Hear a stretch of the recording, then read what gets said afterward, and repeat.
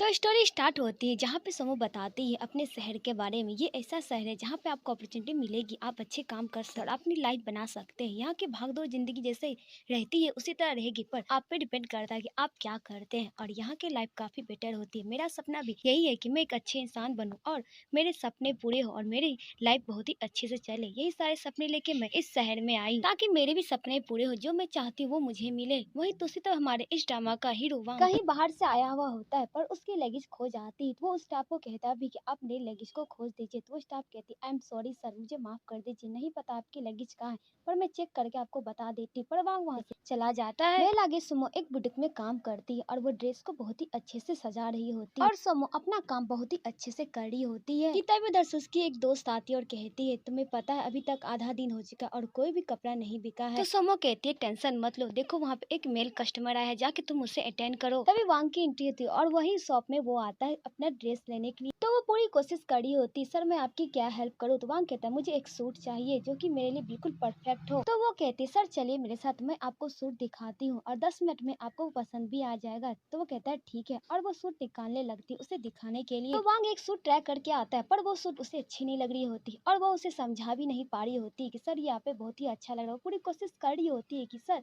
ये आप पे बिल्कुल परफेक्ट है, पर वांग को अच्छा नहीं लग रहा होता है। तभी वहाँ पे सुमो आती है और इस बात को संभाल लेती है और कहती है सर आप इसको ट्राई कीजिए, ये आप पे बिल्कुल परफेक्ट आएगा, अगर नहीं आएगा तो आप बोलिएगा। तो वांग वो सूट ले लेता है और वो ट्राई करने के लिए चला जाता है। तभी सोमो की दोस्त कहती है अगर उसे पसंद नहीं आया तो सोमो कहती शांत हो जाओ, उसे पसंद आएगा। और वांग को वो सूट पसंद आता है, उसका वो बिल पेमेंट करके वहाँ से जाने लगता है। ये सब कुछ सोमो की दोस्त देखती ही रह जाती है और वांग वो सूट लेके चला जाता है। आगे सोमो की दोस्त खुश हो जाती है और कहती है तुम सच में एक बहुत ही अच्छी दोस्त हो। तो उसकी दोस्त कहती है ठीक है तुम मुझे कॉफी पिला देना। तभी उसे पता चलता है कि वांग ने अपना परफ्यूम नहीं लिया और सुमो से देने के लिए उसके पास जाती है और कहती इस सूट के साथ ये गिफ्ट इसके साथ था, इसलिए मैं आपको देने के लिए। और वो देख के वहाँ से चली जाती है। तो वांग जाने सब कुछ देखकर स्माइल करता है। वहीं दूसरी तो मिस्टर झा और कांगड़ो दोनों आपस में बात कर रहे होते हैं और कंपनी के बारे में। तो मिस्टर झा कहते तुम यहाँ से जाने का प्लान बना ली हो ना। मैं तो बना चाहूंगी, मुझे पता है इस कंपनी का क्या होने वाला, इसका कोई डिसाइड अभी तक नहीं हुआ। कांगड़ो कहती मैं अपने तरफ से अपनी पूरी कोशिश करूंगी ताकि मैं यहाँ टिकी रहूं और तुम्हारी मर्जी, तुम्हें जो करना है करो, क्योंकि मुझे इस डिपार्टमेंट को छोड़ के कहीं नहीं जाना है। क्योंकि अभी एसेंट प्लाजा बिका नहीं है, इसे बेचने के सारे लोग प्रयास तो कर रहे, देखते हैं आगे क्या होने वाला, उसके बाद मैं कोई डिसीजन लूंगी। आगे बोर्ड मेंबर की मीटिंग बुलाई जाती है और मिसेज जेंग पूरी तरह से सभी जोर दे रहे हो, कहते हैं कि इस प्लाजा को बेच लेना चाहिए क्योंकि यहाँ पे कोई प्रॉफिट नहीं हो रहा और हमें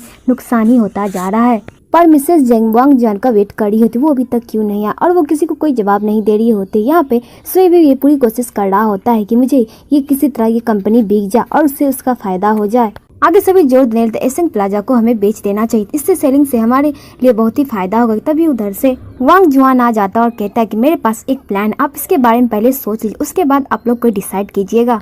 और वांग जंग वहाँ पे एक प्रोजेक्ट दिखाता और सभी को कहता इससे हमें जरूरी प्रॉफिट होगा और हमें कहाँ से लॉस हो रहा है इसके बारे में हमें पता लगाना और इसकी मैं पूरी तह तक जाऊँ आखिरकार ये प्रॉब्लम आ कहाँ से रही है जिस वजह से कंपनी इतना घाटे में जा रही है। और एसेंट प्लाजा को मैं फिर से बनाऊंगा, उसे और भी पूरी तरह से मेहनत करूंगा ताकि वो पूरी तरह से बुलंदियों पे चली जाए। और ये सब करने में आप लोगों की सपोर्ट की भी जरूरत है, तो आप लोग वोटिंग कीजिए कौन मेरे साथ काम करना चाहता है। तो वहाँ पे आधे बोर्ड मेंबर पूरी तरह से वांग जोन के साथ काम करते और कहते हैं कि हम लोग आपका पूरी तरह से सपोर्ट करेंगे और आपकी हेल्प भी करेंगे। पर यह सब कुछ सुए को अच्छा नहीं लगता क्योंकि वो चाहता था एसेंट प्लाजा बिक जाए, पर वो ऐसा नहीं हो पाता है। इधर मिसेस जंग और जंगवान बात कर रहे होते तभी वहाँ पे सुबे आता और कहता है कि आप दोनों ने मिलकर सब कुछ किया है ना, मुझे यहाँ से निकालने का सारा प्लान बना रहे। तो मिसेस जंग कहती मैंने ऐसा तो नहीं किया, बस तुम भी इस कंपनी में काम करते पर तुम्हें इससे कोई लेना देना, बस तुम्हें चाहते कि एसेंट प्लाजा बिक जाए। तभी वहाँ पे जंगवान कहता ऐसा बिल्कुल भी नहीं होगा, मैं इस कंपनी को अच्छे से चला लूंगा, तुम देख लेना, अब मैं यहाँ का CEO बनने वाला हूँ। तो सुबह वहाँ से गुस्सा करके जाने तो कहता है यहाँ के आधे शेयर मेरे नाम पे, इसलिए तुम अकेले कोई डिसीजन नहीं ले सकते, ये बात तुम याद रखना। तो जंगवान कहता हाँ बिल्कुल मुझे पता है। आगे सुबह जाकर सेंग से मिलता तो सेंग कहता क्या तुमने अपना प्लान ड्रॉप कर दिया है, क्या तुम अब इसमें कोई काम नहीं करोगे, तुम नहीं चाहते हो कि ये प्लाजा बिक जाए। सेंग पूरी तरह से उसके साथ ये सारी बातें कर रहा। सूर्य कहता मैं भी यही चाहता हूँ, लेकिन मुझे अब दूसरा प्लान करना होगा जिससे कि वो कंपनी नीचे चली जाए ताकि हाथ में सब कुछ लग जाए और आधा पावर तो मेरे पास ये है ही, तुम्हें ये बात पता है ना। सेंग और सोई दोनों मिलकर एक दूसरे के साथ काम करते और ये दोनों एसेंट प्लाजा को नहीं चाहते कि वहाँ पे टिके फिर उसे पूरी तरह से बर्बाद करने का प्लान बनाने लगते हैं। वहीं दूसरी तरफ सुमो अपने शॉप में काम कर रही होती, तभी वहाँ पे मोई आती है और वो कपड़े का सिलेक्ट करने लगती है। तो वहाँ पे सभी उसे सजेशन देते कि आप पे ये कपड़ा अच्छा है, पर वो एक नंबर की दुष्ट रहती और वो अकरूबी रहती है और वहाँ पे सुमो को नीचा दिखाने का मौका नहीं छोड़ती। जब सुमो कहती है कपड़ा पे अच्छा लगा तो उसको नहीं दूसरे को सिलेक्ट कर लेती और वो पहन के बाहर आ जाती। आगे वो एक सैंडल से पसंद, पर वो उसकी साइज ही नहीं रहती। सुमो को कहती तुम मुझे ये पहना, तो सुमो उसे पहनाती पर उसके पैर में अट नहीं रहा होता है। तो वहाँ पे मई कहती ये सब तुम्हारी गलती है और वहाँ पे उसे नीचा दिखाने लगती है कि तभी उधर से मिस्टर सेंग आ जाते हैं। तो उसे कहती हाँ नहीं तुम आ गए। तो ये सब कुछ वहाँ पे सभी देख रहे होते और वो सारे ड्रेस लेके चली जाती है ट्रैक करने के लिए। कहती मैं इसे ट्रैक करके आती हूँ, तुम बताना कैसी लग रही हूँ। तो सेंग कहता है ठीक है तुम जा। आगे मोई जाने से पहले कहती कि मेरा पर्स तुम देखते रहना। सुमो कहती मैं इसका रिस्क कैसे ले सकता। भी सेंग कहता कोई बात तुम अंदर जा, मैं इसे देखता रहूंगा और उसके पर्स को सेंग देखने लगता है। आगे सेंग अपना एटीएम कार्ड तक कहता है इससे सारे उसके बिल को भर देना। सुमो कहती ठीक है और वो कार्ड लेके वो चली जाती है। तभी उधर से सेंग की असली वाली वाइफ आ जाती है और कहती है अभी तुम यहाँ पे क्या कर रहे हो। तो सेंग के पास कोई जवाब नहीं रहता है। तभी उधर से मोई भी बाहर आ जाती है उस ड्रेस को पहन के सेंग से पूछने के लिए वो कैसी लग रही। तभी वहाँ पे वो देखती है कि यहाँ पे तो लिली आई हुई है। वो चुप हो जाती और वो उसकी तरफ नहीं देखती कि तभी वहाँ पे सुमो उन दोनों का भंडा फोड़ देती है और कहती है ये रहा आपका ड्रेस का बिल और ये रहा मिस्टर सेंग आपका एटीएम कार्ड, आप इस पे साइन कर दीजिए। पर लिली ये सब कुछ देख के पूरी तरह से दंग हो जाती है और वहाँ पे मिस्टर सेंग इस बात को घुमा देते और कहते ये मेरी असिस्टेंट और मैंने ये ड्रेस तुम्हारे लिए खरीदने के लिए इसे बुलाया था ताकि मैं तुम्हें सरप्राइज दे सकूं। और वहाँ पे मोई भी इस बात में हाँ में हाँ मिला देती है। आगे लिली मोई का पूरी तरह से बेइज्जती भी कर देती है और कहती इतनी सारी पैसे की इसे ही लेने दो, मुझे इसकी कोई जरूरत नहीं। और सब कुछ कह वहाँ से वो चली जाती है और मिस्टर सेंग भी उससे गुस्से वाली नजर से सुमो को देखते और वहाँ से वो भी चले जाते। आगे फिर से मोई बाहर आती और वो पूरी तरह से उस पर भड़कने तो कहती मैं तुम्हें छोड़ूंगी, मैं तुम्हारे खिलाफ कंप्लेन कर दूंगी। और वो सुमो के खिलाफ कंप्लेन कर देती है और सुमो की बेइज्जती करने की कोशिश करती, पर सुमो उस जॉब को छोड़ के वहाँ से चली जाती। तभी उधर से उसकी एक मेंबर आती और कहती तुम ये जॉब को छोड़ के जा रहे हो, वो तुम्हें पैसे भी नहीं देंगे। सुमो कहती मुझे ये जॉब नहीं करना, यहाँ पे मेरी बुरी तरह से इंसल्ट ही होती रहती, मैं कितनी भी कोशिश कर लूँ वो लोग मेरी फीलिंग को नहीं समझते। और सुमो वहाँ से चले जाती। तभी सुमो को उसके मॉम कॉल करती और कहती तुम्हारे डैड का ऑपरेशन होने वाला है, मैंने अंकल से पैसे कर्जे लिए हैं, तुम उसे सारे पैसे वापस कर देना। तो सुमो पूरी तरह से परेशान हो क्योंकि उसके पास अब तो जॉब भी नहीं रहती। तब उसे कोंगड़ंग कॉल करती और कहती जाकर तुम मेरी बच्ची को पढ़ा देना, मैं तुम्हें उसके ढेर सारे पेमेंट भी कर दूंगी। तो सुमो कहती ठीक है और वो कोंगड़ंग के बेटे को पढ़ाने के लिए चली जाती, उसकी पूरी केयर करती ताकि कोंगड़ंग का बेटा हंसी खुशी उसके साथ पढ़ ले और वो पढ़ भी लेता है। इधर सारे ऑफिस वाले के सामने वांग जियान आता और कहता है कि मैं यहाँ का सी हूँ, आज के बाद सभी तुम लोग मेरे ऑर्डर को माने और इस कंपनी को पूरी तरह से ऊंचाई पे लेके जाना। और यहाँ पे ए और बी के डिपार्टमेंट के जो हेड मेंबर उन्हें जीत और मेहनत करनी होगी ताकि उनका प्रमोशन हो सके। और ए और बी के डिपार्टमेंट के हेड कोंगड़ंग और मिस्टर झाओ रहते, वो दोनों भी ये सारी बातें सुनकर वो तालियां बजाते हैं। तो ये सब कुछ सीईओ देख रहा होता है। इधर वांग जियान उन दोनों को बुलाता है और वहाँ पे कोंगड़ंग और मिस्टर झाओ दोनों उनके ऑफिस में आते हैं। तो वहाँ पे सीईओ कहता है तुम लोग का कहाँ तक प्रोग्रेस चला ये मुझे बता, अपने अपने काम के बारे में सारी डिटेल बता, तुम लोग तो इस ऑफिस को छोड़ने वाले थे ना।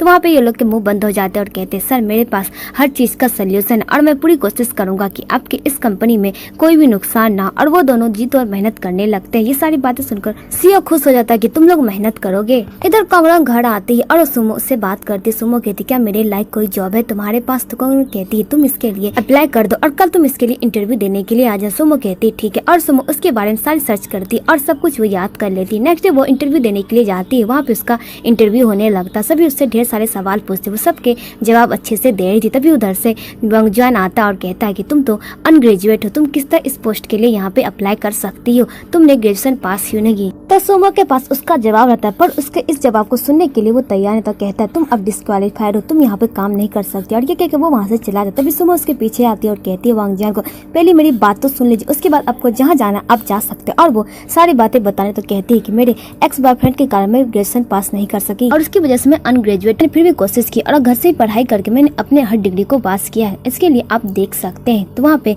वांगजियान कहता है तुम खुद एक नंबर की मूर्ख हो, तुम्हें किसी पे इंजाम नहीं लगाना चाहिए, उस आदमी वजह से तुम अनग्रेजुएट हो गई, तुम्हें खुद पता होना चाहिए तुम्हारे साथ ही सब कुछ क्यों हो रहा है, समझी तुम। और ये बात कि वांगजियान वहाँ से चला जाता है। आगे सुमो पूरी तरह से परेशान होती है। कोंगड़ंग कहती है तुम्हें पे फिर से एक इंजाम भी लगाया गया, किसी ने तुम्हारे खिलाफ कंप्लेन कर दी, अगर तुम्हें किसी कंपनी में जॉब चाहिए पहले उस कंप्लेन को हटाना होगा और तुम्हें पता नहीं सब कुछ अच्छी बात नहीं। सुमो कहती है इसमें मेरी कोई गलती नहीं थी, उसने खुद ही किसी के साथ चिट करा और मैंने इस बात को वहाँ पे खुलासा कर दिया। और उस लड़की के बारे में वो बताने लगती है। तभी कोंगड़ंग कहती क्या ये लड़की है, तो उसके बारे में कहती है हाँ यही वही है। तो वो कहती है ये तो मोई है और ये अच्छी है, ये दिल की भी साफ है, ये तुम्हारी बात को सुन लेगी और तुम्हारे खिलाफ जो कंप्लेन किया इसने वापस ले लेगी तुम्हें इसके पास जाना होगा, इससे माफी मांगनी होगी। तो सुमो कहती है ठीक है, और सुमो उससे माफी मांगने के लिए चली जाती। वहाँ पे मोई, सेंग और सुवई तीनों बात कर रहे थे और तीनों ड्रिंक कर रहे थे। तभी वहाँ पे सुमो आती है और उससे माफी मांगने तो कहती है प्लीज तुम ये कंप्लेन वापस कर लो। तो वहाँ पे वो पूरी तरह से इठलाने लगती है और कहती है कोंगड़ंग ने मुझे तुम्हारे पास भी भेजा है। तो मोई कहती क्या तुम कोंगड़ंग को जानती? तो सुमो कहती हाँ मैं उसे जानती, उसने तुम्हारे पास मुझे भेजा, तुम मेरी हेल्प कर दो, तुम ये कंप्लेन वापस कर लो। तो वहाँ पे सुई बीच में आता और कहता है तुम ये ड्रिंक पी लो, ये तुम्हारे कंप्लेन वापस कर लेगी। उसे वो ढेर सारा ड्रिंक पिला देते, वो पूरी तरह से नशे में हो जाती। वो पीना नहीं चाहती पर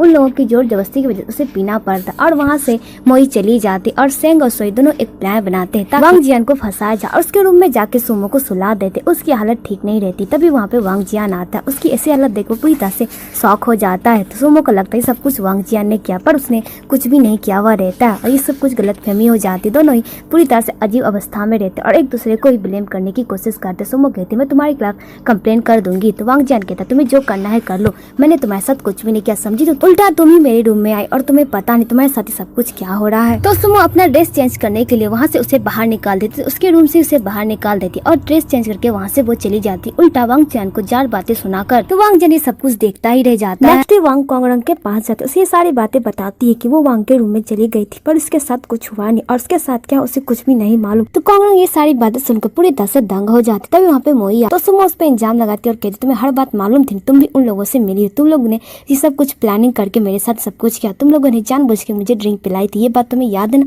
तो मोई कहती मैंने तुम्हारे साथ कुछ भी नहीं किया, समझी तुम?